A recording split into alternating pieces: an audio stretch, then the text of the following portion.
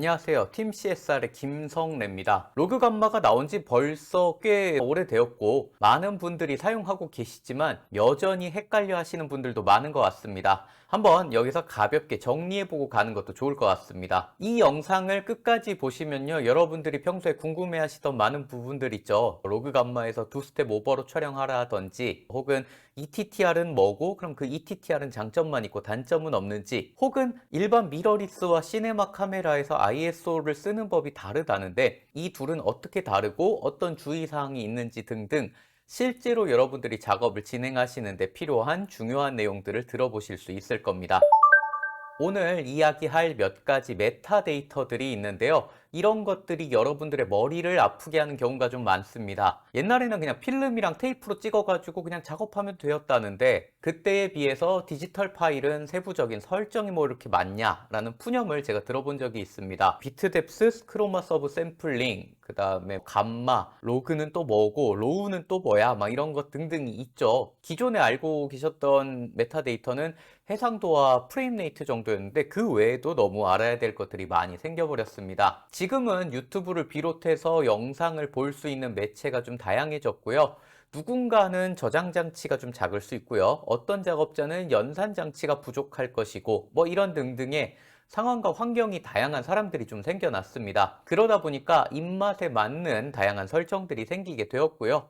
그 와중에 중요해지는 것이 효율성이겠죠. 여러분들이 알고 계신 대부분의 메타데이터는 사실 더 효율적으로 인코딩을 하기 위해서 생겨난 것이 많다라는 사실을 알고 계시면 좋습니다. 조금 더 쉽게 이야기하자면 적은 용량으로 최대한의 정보를 담아내기 위해서 고민한 결과가 이렇게 다양한 메타데이터들이다 라는 사실을 머릿속에 넣어두시면 오늘 이야기하는 내용 혹은 앞으로 영상들을 하시면서 막히는 다양한 용어들이 조금은 이해가 가시리라 생각합니다. 이럴 때 사용하는 가장 효과적인 방법이 사람이 가진 민감도를 이용하는 겁니다. 사람이 민감하게 느끼는 중요한 부분은 많이 저장을 하고요. 둔감해서 덜 중요하다고 생각하는 부분을 상대적으로 덜 저장하면 효율적으로 저장을 할 수가 있겠죠. 이런 방식은 실제로 우리 삶에서도 많이 사용합니다. 우리가 전화를 통해서 들리는 목소리를 들어보면 그런 느낌들이 좀 들으실 거예요. 옛날 전화 목소리를 녹음해서 들어보면 뭔가 소리가 좀 먹먹하죠. 이는 전송할 수 있는 데이터를 줄이기 위해서 가청 주파수라고 하죠. 사람이 잘 들을 수 있는 주파수의 대역의 소리만 전달하고, 그렇지 않은 덜 중요한 부분들을 그냥 날려버려 가지고 소리가 먹먹하게 들린다라고 합니다. 그 외에도 뭐 살아가면서 보실 수 있는 다양한 민감도를 이용한 압축의 예시들이 있겠죠. 그러면 일단 로그 감마라는 것들이 무엇인지에 관해서 한번 이야기를 좀 해볼게요. 로그는 대부분의 카메라에서 감마 설정과 관련이 있습니다. 보고 계신 다빈치 리졸브에서도 감마에서 여러분들이 로그 감마를 선택하시거나 다른 것들로 선택 변경을 하실 수가 있죠. 그러면 일단 이 감마라는 것이 무엇인지를 아는 것이 중요합니다. 앞서서 제가 모든 메타데이터는 효율적으로 저장하기 위해서 나왔다라고 말씀을 드렸는데, 그럼 어떤 효율성을 위해서 사용되었는지를 고민해 보면 되겠죠. 바로 한정된 비트 뎁스 안에 최대한의 다이나믹 레인지를 넣기 위한 방법이라고 보시면 됩니다. 사람의 눈이 어두운 부분의 변화에 더 민감하기 때문에 어두운 부분을 더 많이 담아낼 수 있도록 어두운 부분은 더 촘촘하게 저장을 하고요. 밝은 부분은 상대적으로 좀 성기게 저장을 하면 부족한 데이터들을 잘 사용할 수 있겠죠. 이렇게 어두운 부분에 많은 가중치를 두어서 관계식을 나타내게 되면 우리가 소위 알고 있는 거듭 제곱 형태의 식이 나타나게 됩니다. 우리가 수학에서 관습적으로 거듭 제곱을 할 때 그 거듭 제곱한 횟수, 이것들을 감마라고 하죠. 그러다 보니까 이런 식으로 감마라는 표현을 많이 사용하게 되었고요. 이런 감마를 통해서 더 많은 데이터를 저장하기 위한 방식을 감마 보정, 영어로는 감마 커렉션이라고 부릅니다. 감마 보정을 하지 않은 상태를 리니어라고 하는데요. 가장 많이 사용하는 감마로 널리 알려진 렉 709가 있는데 HDTV의 표준이죠. 이런 렉 709를 리니어랑 조금 헷갈려 하시는 분들이 있습니다. 렉 709 역시 감마 보정이 들어가 있는 상태라고 보시면 되고요. 우리가 리니어한 상태로 촬영한 그 촬영물을 볼 확률은 거의 없다고 보셔도 됩니다. 감마 보정이 없다면요, 우리는 더 어두운 부분의 데이터를 충분히 저장할 수 없는 만큼 이를 위해서 더 높은 비트 뎁스로 촬영을 해야 하거나, 혹은 뭐 어둡거나 밝은 부분의 데이터를 상당 부분 포기를 해야 됩니다. 그 중에서도 로가리즘 함수를 이용해서 더 넓은 다이나믹 레인지를 담을 수 있는 방식을 가지고 로그 감마라고 부르게 되었다고 보시면 됩니다. 각 카메라 회사를 대표하는 알파벳을 붙여가지고 이름을 많이 짓는데요. 오늘은 니콘에서 만든 N로그를 가지고 이야기를 해볼 겁니다. 넓은 다이나믹 레인지를 효율적으로 담아낼 수 있다는 면에서 장점이 많아 보이긴 하는데요. 장점이 많은 건 사실입니다만 단점이 없는 것도 아닙니다. 장점과 단점을 같이 알아보고요. 적절한 상황에서 최선의 선택을 하는 것이 좋겠죠.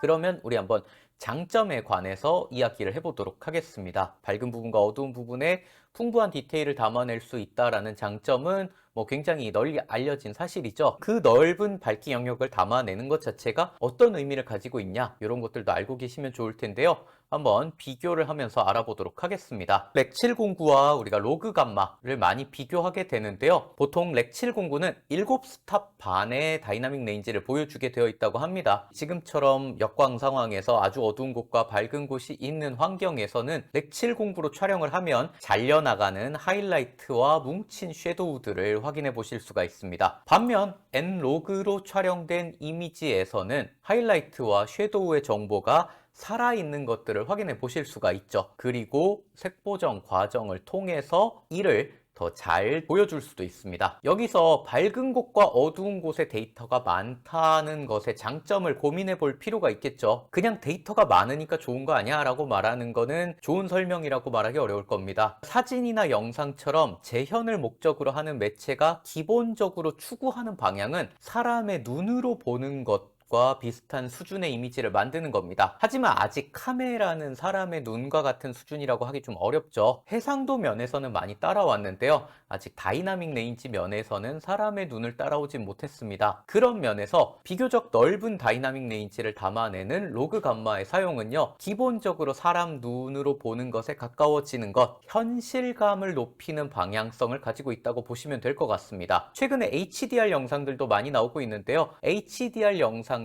역시 같은 방향성을 가지고 있다고 보실 수가 있겠죠. 로그 감마에서 담을 수 있는 이런 넓은 다이나믹 레인지에 관한 부분들을 찾아보다 보면은요, 밝은 부분의 데이터들을 많이 저장할 수 있다라는 것들을 굉장히 장점으로 어필하고 있는데요. 사람들이 굉장히 민감한 어두운 부분의 데이터를 충분히 확보할 수 있다는 면이 개인적으로는 조금 더 매력적인 부분이라고 생각합니다. 이제 클라이언트랑 같이 앉아가지고 색보정 작업하는 영상을 보면서 저희가 평가를 하게 되죠. 평가를 하다 보면 어두운 부분에서도 섬세하게 드러나는 저런 디테일에서 소위 고급스럽다라는 느낌을 많이 받는 것 같다라는 생각이 들거든요. 이게 색상과 채도 역시 마찬가지입니다. 이제 렉 709가 나쁘다고 볼 수는 없는데요.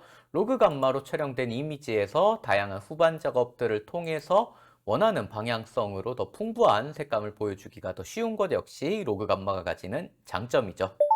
두 번째 장점으로 부드러운 폴오프를 예를 들어보실 수 있을 것 같은데요. 개인적으로 로그 감마를 선호하는 이유 중에 꽤 큰 겁니다. 폴오프라고 해가지고 광원에서 멀어짐에 따라서 빛의 밝기나 강도가 변하는 것들을 나타내는 용어입니다. 그라데이션이 딱딱한지 부드러운지 이런 것들과 관련해서 사용할 수 있는 용어인데요. 보통 폴오프가 빠르다 혹은 하드하다와 같은 표현을 사용하는 어떤 날카로운 느낌의 폴오프가 있고요. 폴오프가 느리다 혹은 소프트하다와 같은 표현을 사용하는 부드러운 느낌의 폴오프가 있습니다. 물론 이런 폴오프는 일반적으로 조명의 설계에 따라서 달라지는 부분들이 가장 큽니다만 로그 감마의 사용으로도 조금 더 폴오프를 부드럽게 만드실 수 있습니다. 보시는 것처럼 렉 709로 촬영된 이미지에 비해서 로그 감마로 촬영돼 가지고 바꾼 이미지 요것과 비교를 해보면 하이라이트 쪽에서 조금 차이를 좀 많이 느끼실 수가 있죠. 특히 여기 보여지는 광원으로부터 멀어지는 요 그라데이션의 폴오프를 보시면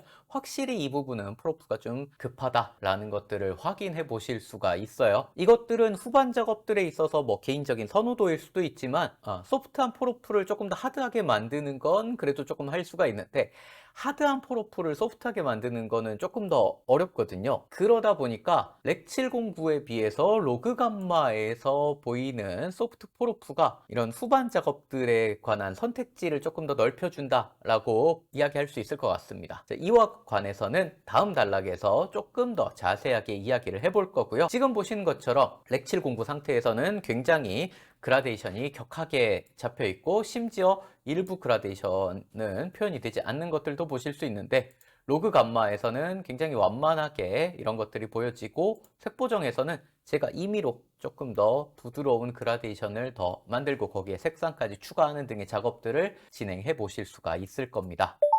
앞서 이야기한 부분 외에도 후반 작업에서 가지는 관용도가 상대적으로 더 넓다, 그래서 로그 감마를 좀 더 선호한다 라고 말씀하시는 분들도 계시는데요. 이 부분은 두 가지 면에서 생각을 해볼 수 있습니다. 첫 번째는요, 적극적인 보정을 해볼 수 있다는 겁니다. 물론 촬영본에 한계가 있기는 하지만 현실에서 찍힌 이미지와 상당히 다른 분위기의 느낌을 만들어 보실 수가 있죠. 지금 보시는 이미지는 한강대교입니다. 한강대교에서 그냥 일반적으로 촬영을 했을 때 그냥 한낮에 찍었으니까 굉장히 그냥 아주 일상적인 모습이 찍혔어요. 이런 것들을 이제 로그 감마로 촬영을 한 상태에서 색보정을 진행을 해보면 훨씬 더 내가 원하는 방향으로 현실과 다르게 조금 더 소프트한 이미지를 만들어 보실 수가 있겠죠. 지금 보고 계시는 이미지도 마찬가지입니다. 굉장히 다이나믹 레인지가 넓은 상황에서 비교적 역광으로 촬영이 된 이미지죠.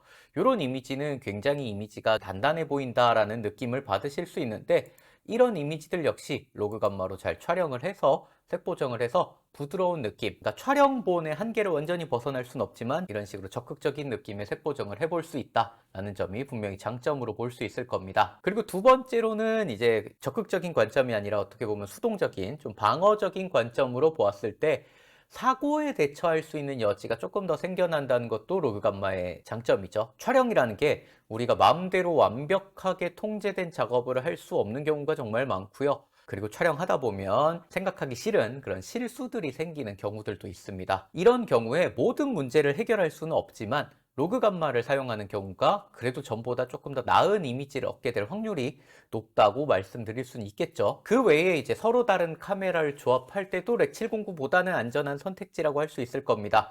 물론 전 개인적으로 카메라를 섞어서 촬영하는 거를 그렇게 추천드리고 싶지 않고요. 굉장히 후반 작업에서 고생한다는 것도 알고 계시면 좋을 것 같습니다. 다만 앞서 말씀드린 여러 가지 장점들은요, 충분한 비트 뎁스가 받쳐줄 때 가능합니다. 10비트 이상이 되었을 때 로그 감마의 활용도가 높다고 말씀드릴 수 있고요.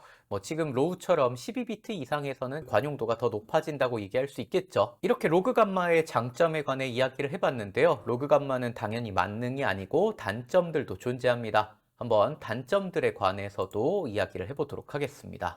단점으로 첫 번째, 노이즈 증가를 이야기해 볼 수가 있을 겁니다. 제가 주변에 물어봤을 때 로그 감마로 처음 촬영해 보신 분들이 가장 많이 어려워하시고 이거 단점이야 라고 얘기하시는 부분들이 노이즈입니다. 로그 감마를 사용했을 때는 렉 709에 비해서 기본 ISO 값이 조금 더 올라가는 경우들을 보신 적이 있으실 겁니다. 보통은 100까지 낮출 수 있는데 로그 감마로 촬영을 하면 800이나 1600이나 이런 식으로 최소 ISO 값이 좀 높이 올라가는 것들을 보시게 되는데요. 어두운 부분의 디테일을 더 많이 담아내기 위해서 센서의 민감도를 조금 더 높여서 녹화를 하게 되는 것 같습니다. 그러다 보니까 노이즈도 좀 증가하는 경향이 있죠. 지금 보고 계신 이미지는 렉 709고요. 요거는 로그 감마의 이미지입니다. 둘 다 이제 보정을 조금 진행해가지고 만들어 놓은 상태인데 한번 확대를 해서 보시면요, 렉 709에 비해서 로그 감마에서 보정을 한 부분들이 아무래도 크로마 노이즈 같은 것들이 조금 더 잘 보이는 것들을 확인해 보실 수가 있습니다. 사실은 렉 709가 조금 더 디테일을 뭉개다 보니까 노이즈가 좀 덜 보이는 경향이 있는 것 같기도 하고요. 물론 이렇게 생긴 노이즈를 후반 작업에서 처리할 수 있습니다. 노이즈 리덕션을 통한다든지 그 외에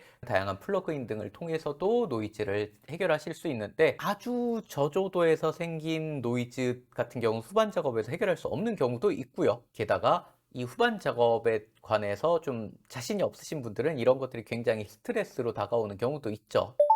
그런 면에서 이제 두 번째 단점을 한번 이야기해 보려고 합니다. 어떻게 보면 이 부분들을 정말 힘들어 하시는 것 같아요. 가장 먼저 생각하셔야 될 부분은 로그 감마이건 로우이건 이제 만능이 아니라는 겁니다. 그리고 잘 사용하기 위해서 어느 정도 알아야 하는 지식들도 분명히 있죠. 이런 부분들이 로그 감마를 사용하는 데 있어서 어느 정도 장벽으로 존재하는 것 같기도 합니다. 촬영 역시 신경 써야 하는 것들이 굉장히 많은 상황입니다. 로그 감마로 바로 보면서 촬영을 하면 노출을 제대로 맞추기 어려울 때가 많기 때문에 모니터링 환경도 신경 써야 되고요. 후반 작업을 고려해서 노출을 정하기도 하죠. 노출이나 후반 작업의 관용도가 높다는 건 공들여서 찍었을 때 최상의 결과를 뽑을 수 있다라는 의미로 생각하시는 것이 좋습니다. 로그 감마가 처음 사용된 것도 시네마 라인의 카메라였고요. 그런 의도와 목적으로 사용이 되어 왔었죠. 하지만 일부에서 그 관용도가 높다라는 거를 대충 찍어도 좀 잘 나온다라고 받아들이시는 경우가 있습니다. 다양한 경우에 안전하게 대응하기 좋다라는 의미로 볼 수 있지만 이거를 과신하면 사고를 만들기 좋은 게 오히려 로그 감마입니다. 렉 709와 같은 경우는 보이는 것과 실제로 녹화되는 화면이 동일하기 때문에 실수를 하거나 문제가 생기는 것이 바로바로 티가 납니다. 반면 로그 감마에서 모니터링 LUT를 씌우지 않았을 때는 이미지에 문제가 생긴 것들을 확인하기가 상대적으로 어렵죠. 로그 감마 상태에서는 문제가 없어 보였는데 개조 정상화를 하면 이미지가 이상한 경우도 아마 겪어보셨을 겁니다. 그리고 앞서 이야기한 후반 작업의 관용도가 높다라는 건 다른 한편으로 후반 작업에서 신경 써야 되는 부분이 많이 필요하다는 것이기도 합니다. 로그 감마로 촬영해서 그냥 그대로 내보내는 경우는 거의 없을 것 같아요. 색보정 과정을 거치게 되고요. 이런 색보정 과정을 위해서 촬영 단계부터 데이터 핸들링이라든가 아니면 최종적으로 마스터링에 관한 이해도도 있어야지 색보정을 한 결과물도 훨씬 더 잘 나오게 되는데, 이런 과정을 거친다는 게 결국에 촬영이든 후반 작업이건 들이는 시간이 더 늘어난다는 것을 의미합니다. 여러분들이 만약에 빠르게 작업을 해서 빠르게 영상을 공개해야 되는 상황이라면 로그 감마로 촬영하는 것이 좋은 선택지가 아닐 수 있겠죠. 그 외에 8비트 상황에서의 로그 감마의 사용이라든가 협업을 진행하는 상황에서 불편한 부분들 역시 생길 수 있습니다. 그러면 다음 단락에서는 N로그를 기준으로 알아두면 좋은 부분에 관해서 이야기를 한번 해보도록 하겠습니다. N로그 활용법에 관해서 이야기를 해볼 건데요. 로그 감마라는 것들을 사용하시는 영상 전반에서 도움이 되는 내용이지 않을까 싶습니다. 먼저 이제 촬영에서 필요한 부분부터 이야기를 해볼 건데요. 가장 제가 추천드린 건 감마 어시스트의 사용입니다. 이게 많은 분들이 아시는 내용이라서 이제 중복된 설명일 수도 있겠지만, 로그 감마 상태 그대로 모니터링하면서 촬영하는 거는 정말 추천할 만한 방법이 아닙니다. 렉 709 기반에서 최종 작업을 진행하시는 분들이 많을 텐데요. 이런 경우에 감마 어시스트 기능들을 이용하면 렉 709와 같이 우리가 익숙하게 알고 있는 이미지로 바뀌어서 볼 수 있게 해줍니다. 이 기능을 사용하는 것들을 추천하는 몇 가지 이유가 있습니다. 이제 첫 번째로 노출과 색상을 정확하게 볼 수 있게 해준다는 겁니다. 지금 보신 것처럼 렉 709 상태로 보는 것들이 로그 감마로 보는 것보다 밝기 대비나 채도가 더 또렷하게 표현이 되죠. 로그 감마는 밝기 대비와 채도가 좀 낮게 표현이 됩니다. 그런 만큼 정확하게 노출과 색상을 모니터링 화면에서 확인하기가 좀 어려운 것도 사실이죠. 게다가 색보정 과정에서 개조를 정상화하는 LUT나 컬러 스페이스 트랜스폼을 사용했을 때 촬영 현장에서 봤던 노출과 색상을 거의 그대로 볼 수 있다는 면에서도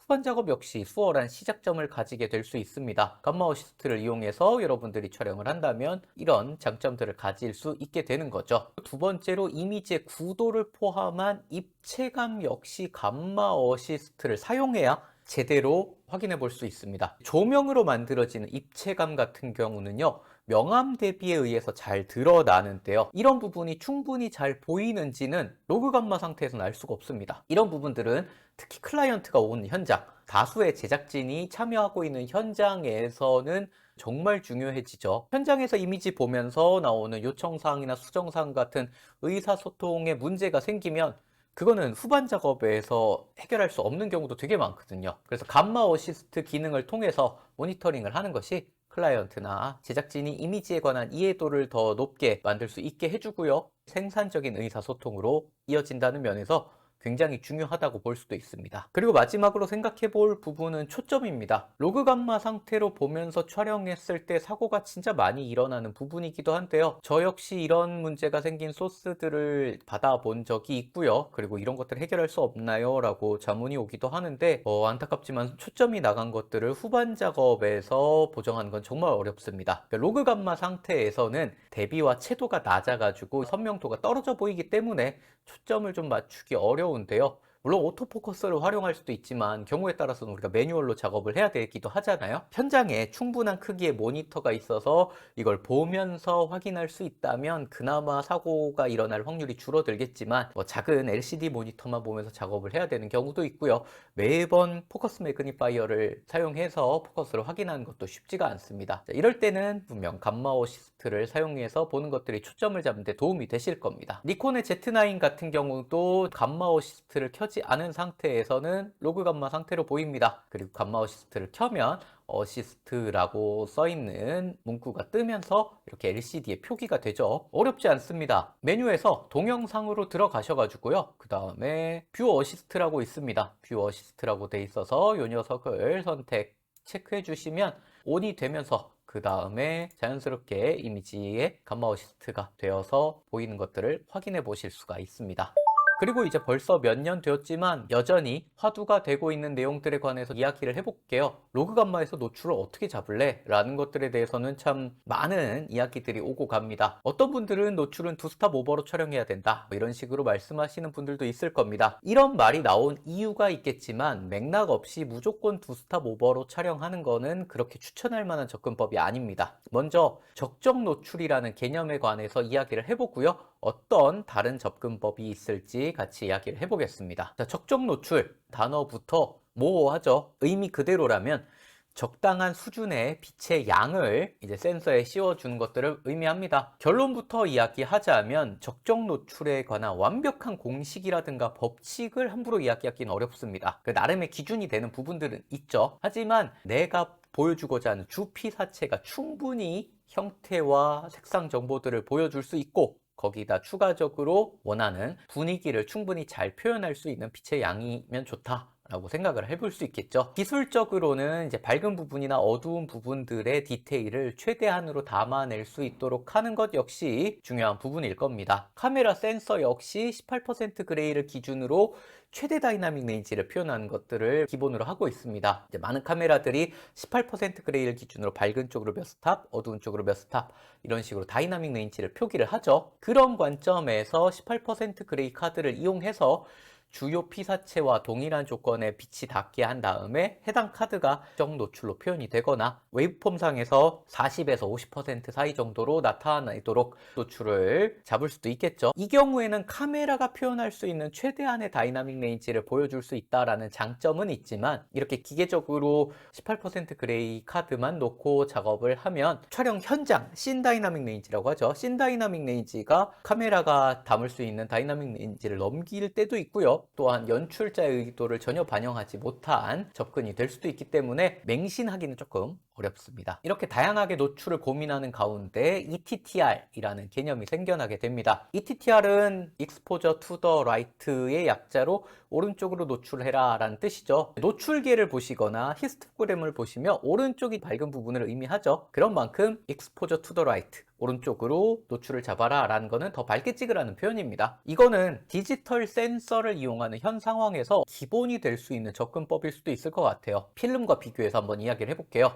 필름은 감도를 바꿀 수가 없었고요. 다이나믹 레인지 역시 고정되어 있다고 볼 수 있습니다. 기본적으로 밝은 곳에 대한 관용도가 필름이 그렇게 높지 않은 대신 어두운 부분의 관용도가 상대적으로 되게 좋았거든요. 그래서 밝게 찍어서 데이터를 날리는 것보다는 약간 어둡게 찍어가지고 현상 단계에서 어두운 부분의 디테일을 조금 더 밝혀서 풍부한 데이터를 만들어내는 접근들이 필름 시절에 종종 이루어졌다고 합니다. 반면에 디지털 센서는 좀 다르죠. 밝은 부분이랑 어두운 부분 양쪽으로 다이나믹 레인지가 많이 넓어졌습니다. 필름 네거티브 같은 경우는 다이나믹 레인지가 12스탑에서 14스탑 정도라고 하는데 현재 디지털 센서는 최상급 모델의 경우에 16스탑 언저리까지 촬영할 수 있다고 하죠. 하지만 이제 필름에는 없었던 전기적 신호에 의한 노이즈가 생기는 것들을 조심해야 될 필요가 생겼습니다. 이런 관점에서 상대적으로 여유가 있는 하이라이트 다이나믹 레인지를 이용해 가지고 보여줄 수 있는 접근법들이 생겨났죠. 이 TTR은요 이런 흐름 속에서 나타난 개념이라고 볼 수 있습니다.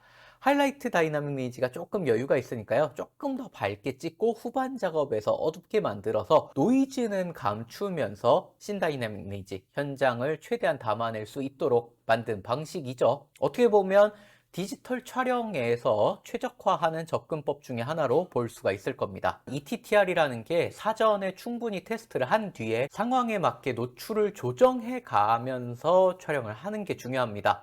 그러니까 이제 정확하게 두 스탑 오버 뭐 이런 식으로 표현이 되지 않고 exposure to the right라고 했던 거죠. 최적화라는 표현을 제가 앞에서 썼었는데요. 이런 표현처럼 ETTR은 매 순간마다 적정한 노출을 찾기 위한 고민을 하는 과정입니다. 그러다 보니까 빠른 템포로 이동이 많은 촬영 혹은 다이나믹 레인지가 다른 곳에서 카메라를 움직이거나 하는 촬영장에서는 그리 적절한 방법이 아닐 수 있습니다. 그리고 매 순간 적정 노출을 잡아가면서 촬영한 건요, 후반 작업에서 이제 매번 조금 더 만져야 되는 부분들이 늘어나면서 작업량을 가중시키는 요인이 되기도 합니다. 그러다 보니까 색보정이 익숙하지 않은 분들한테는 이 ETTR로 찍어온 게 굉장히 스트레스가 되는 거예요. 그래서 그냥 일관성 있게 정해버리면 좋겠다라는 얘기들이 좀 나오기 시작했고요. 어느 순간에서인지 두 스탑 오버로 찍어라는 말이 나오지 않았을까라는 생각이 듭니다. 그러니까 명확하게 두 스탑 오버로 찍는다라고 정하는 것보다는 현장에 맞게 노출 오버가 되지 않는 한에서 밝게 찍는다 라는 정도로 생각하시는 게 더 올바른 접근법일 수 있죠.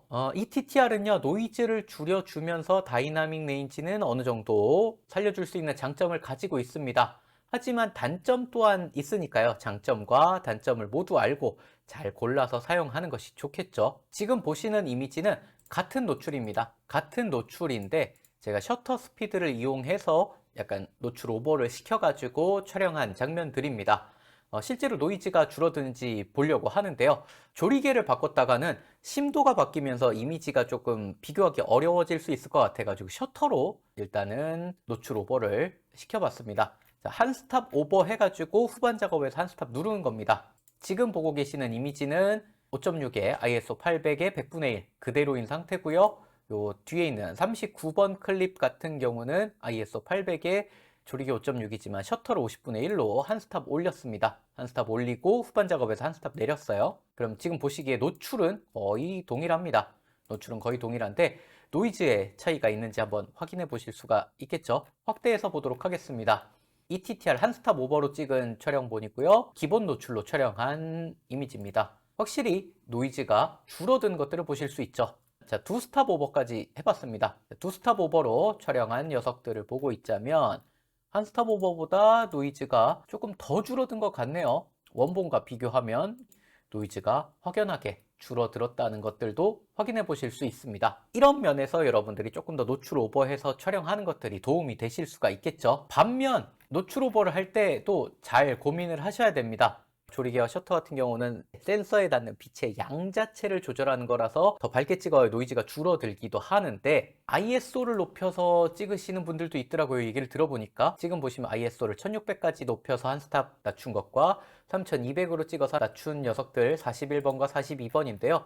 확대해서 비교를 해보시면 똑같이 한 스탑 오버더라도 셔터 스피드로 낮춘 것보다 ISO를 높인 것이 훨씬 더 노이즈가 생기고요. 두 스탑 셔터로 높인 것보다 ISO로 높인 거는 확실히 노이즈가 있습니다. 그리고 기존 녀석과 비교를 하면 그래도 노이즈가 좀 줄어든 것처럼 보이기도 하는데 사실 이 정도는 유의미하게 노이즈가 줄어들었다라고 말하기는 어려워요. 오히려 크로마 노이즈 같은 경우는 더 많이 끼는 것 같은 느낌도 듭니다. ETTR을 하고자 하실 때는 가능하면 ISO보다는 셔터와 조리개를 이용해서 ETTR을 써보시면 되겠죠. 이런 것들에 대한 단점도 있으니까 한번 같이 이야기를 해보도록 하겠습니다. 먼저 과다 노출에 대한 위험이 있습니다. 쉽게 얘기해서 하이라이트가 날아갈 위험이 있다는 거죠.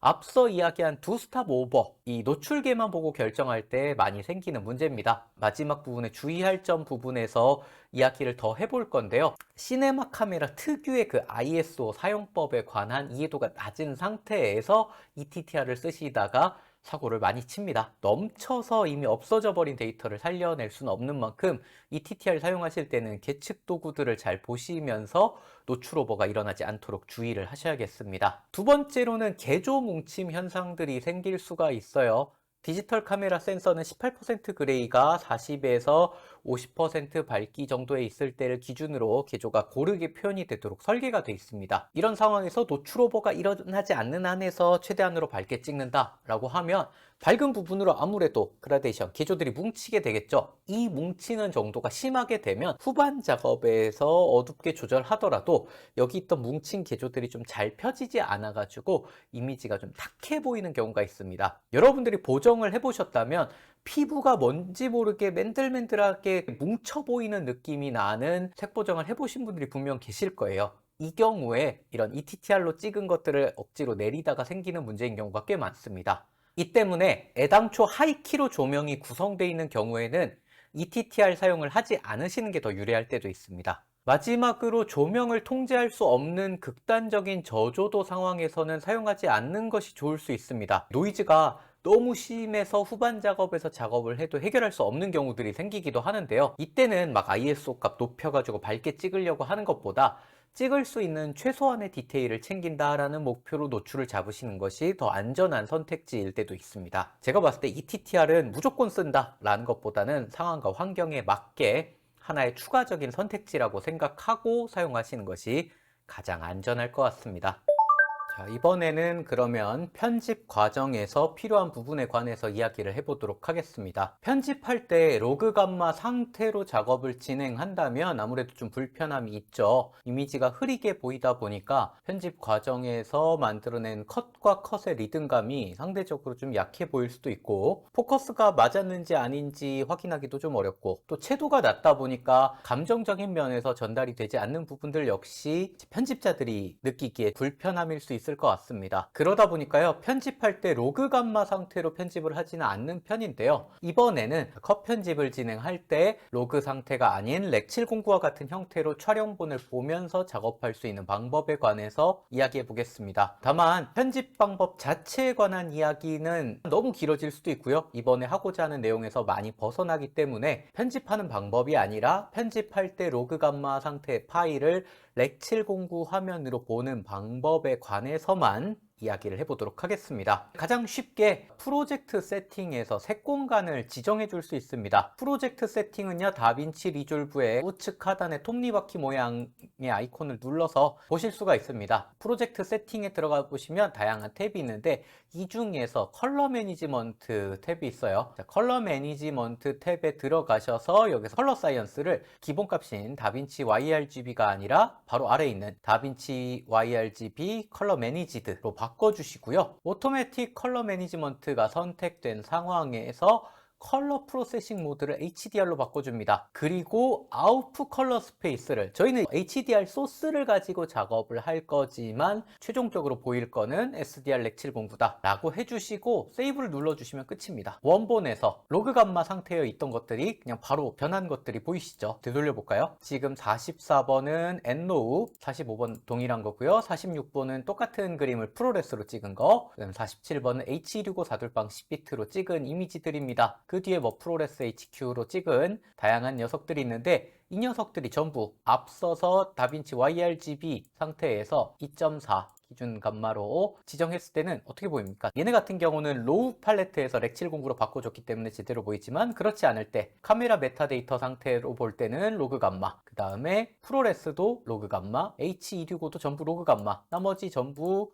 로그 감마 상태로 보이는 것들을 확인해 보실 수가 있어요. 지금 바이패스가 켜져 있기 때문에 바이패스를 끄면은 이제 제가 색 보정해 놓은 것들이 들어가지만, 원본 보기, 색 보정을 다 무시하고 원본 보기 상태로 봤을 때 다 로그 감마로 되어 있는 것들을 보실 수 있죠. 이 녀석만 대조를 위해서 똑같은 클립을 하나는 로우 팔레트에서 만진 거, 하나는 로우 팔레트에서 만지지 않은 촬영본 상태로 해놓은 겁니다. 요 44번부터 51번까지 전부 로그 감마로 되어 있는데요. 이 상태에서 다빈치 YRGB를 YRGB 컬러 매니지먼트로 바꿔주시고, 오토매틱 컬러 매니지먼트 체크된 상태에서 컬러 프로세싱 모드 HDR 소스다 라고 해주시고, 전 렉 709로 볼 거예요 라고 저장만 해주시면 어떻게 됐나요? 다 잘 돼 있습니다. 심지어 렉 709로 바꿔놨다고 하더라도 비활성화되면서 그냥 룩업 테이블이 2번 더 씌워진 것처럼 해가지고 이미지가 과해 보이지 않는 그냥 동일한 형식으로 표현되는 것들이 보이실 겁니다. 하지만 이 방법 역시 한계가 있죠. ETTR로 촬영을 했을 경우 밝게 찍은 이미지는 밝게 보일 수밖에 없다는 거죠. 만약에 일괄적으로 2스탑 오버로 촬영을 했다, 이런 식으로 진행이 됐다면 편집 과정에서 로그 감마의 흐릿함을 보기 싫어서 방법을 사용했었는데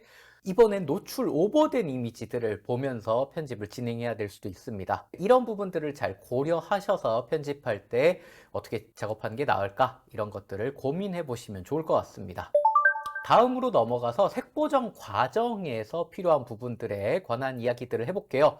색보정 과정에서는 한 번에 몰아서 작업하기보다는 개별 클립에서의 작업들을 선호하게 됩니다. 이번 영상에서는 로우 파일과 베이크드 파일, 그러니까 로우 파일이라고 하면 지금 니콘 기준으로는 그 NEV 파일로 만든 로우 파일과 프로레스 혹은 H265와 같은 이제 소위 얘기하는 동영상 클립 파일로 만들었을 때 각각 효과적으로 사용할 수 있는 방식에 관해서 이야기를 진행해 보도록 하겠습니다. 먼저 로우 팔레트입니다. 바이패스 해제시키겠습니다. 지금 보고 계시는 이미지는 니콘 로우로 촬영된 소스입니다. 100분의 1 5.6 ISO 800에 앞서서 보셨던 제가 임의로 지정한 상태에서 보고 계신 로그 감마 화면입니다. 로우로 촬영된 것에 한해서 로우 팔레트에서 작업을 진행해 보실 수가 있어요. 로우 팔레트는 다빈치 리졸브의 그 모든 팔레트 중에 가장 왼쪽에 있습니다. 여러분들이 다빈치 리졸브에서 특별한 설정을 아무것도 건드리지 않은 상태에서 카메라 로우 팔레트로 가보시면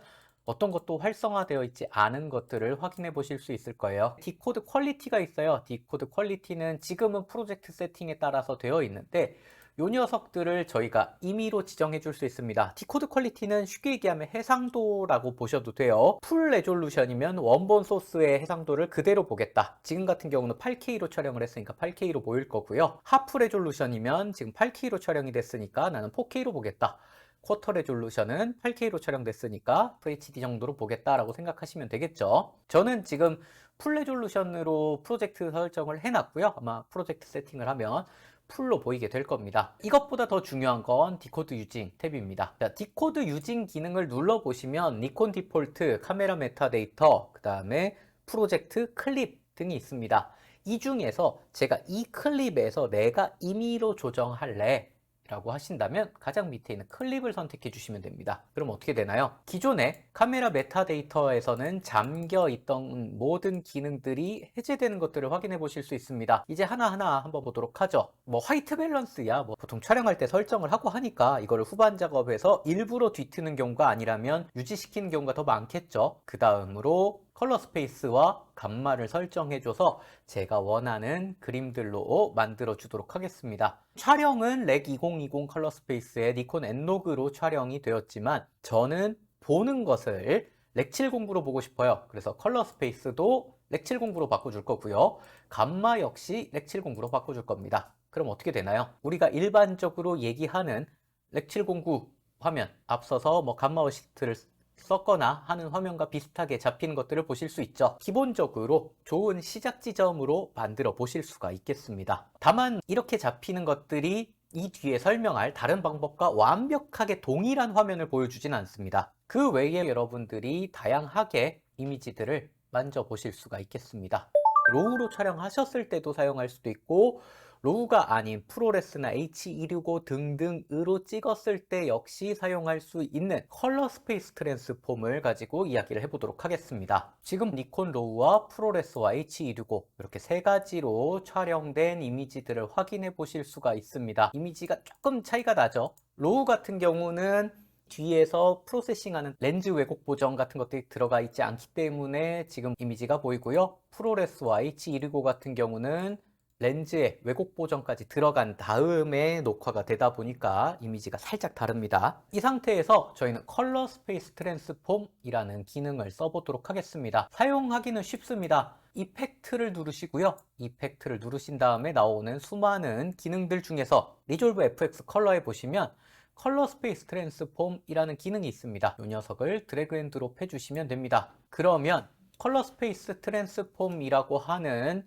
이펙트 팔레트가 켜지면서 여기서 우리가 원하는 색 공간과 감마를 지정해 줄 수 있죠. 아웃풋 컬러 스페이스는 저희가 타임라인 상태로 지정해 주시면 됩니다. 지금 타임라인은 프로젝트 설정에 되어 있는데요. 앞서 보신 것처럼 렉 709 감마 2.4 방송에서 가장 많이 사용하는 기본 값을 가지고 있습니다. 아웃풋 컬러 스페이스와 아웃풋 감마는 렉 709 2.4라고 생각하시면 되고요. 그럼 뭘로 찍어서 렉 709 2.4로 보이게 할 거냐?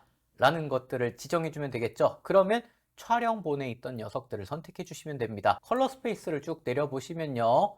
렉 2020이 있고요. 그 다음에 인풋 값만은 니콘 N로그를 찾아서 넣으시면 됩니다. 자, 이렇게 넣으시면 어떻게 되나요? 컨트롤 D를 눌러서 원본과 컬러 스페이스가 적용된 뒤에 이미지를 비교해 놓고 보시면 확실히 개조 정상화가 되는 것들을 보실 수 있습니다. 프로레스나 H265도 마찬가지입니다. 똑같이 해볼까요? 컬러 스페이스 트랜스폼을 얹어 놓고요. 인풋 컬러 스페이스를 렉 2020, 그 다음에 인풋 감마를 니콘 N로그로 선택을 해주시면 되겠습니다. 그러면 노출이 거의 동일하게 잡히는 것들을 보실 수 있죠. H265 똑같이 입히시면 되는데 또 가지고 와서 붙여넣기 너무 귀찮으니까요. 앞에 있는 클립에다가 마우스를 올리시고 마우스 가운데 버튼, 휠 버튼을 누르시면 돼요. 가운데 버튼을 누르시면 이런 식으로 색 보정 값이 복사 붙여넣기가 됩니다. 보시는 것처럼 시작 지점이 될 수 있는 렉 709가 된 것들을 확인해 보실 수가 있으시죠. 자, 이렇게 작업을 진행하시면 처음부터 웨이브폼 보면서 어두운 부분과 밝은 부분의 기준을 정하고 거기에 맞춰서 감마 값도 좀 정하고 채도 값도 좀 높이고 그다음에 콘트라스트 값도 높이고 막 이런 기타 등등 여러 가지 작업을 할 필요 없이 쉽게 시작 지점을 컬러 스페이스 트랜스폼을 이용해서 만들어 보실 수가 있습니다. 앞서서 제가 로우 팔레트에서 렉 709로 만들었던 이미지가 있는데요. 로우 팔레트에서 렉 709로 만든 이미지와 컬러 스페이스 트랜스폼을 이용해서 만든 렉 709 이미지는 비슷하면서도 조금 다릅니다. 전체적으로 봤을 때 로우 팔레트에서 만든 렉 709가 조금 더 밝기가 더 강렬하게 표현되는 것들을 보실 수가 있죠. 개인적으로는 니콘 로우에서는 컬러 스페이스 트랜스폼을 이용해서 잡히는 렉 709를 기준값으로 놓고 작업을 하는 편입니다. 포르프가 좀 부드럽기도 하고요. 요거는 이제 취향의 영역이니까 여러분들이 원하시는 대로 선택을 하셔서 사용하시면 되겠습니다.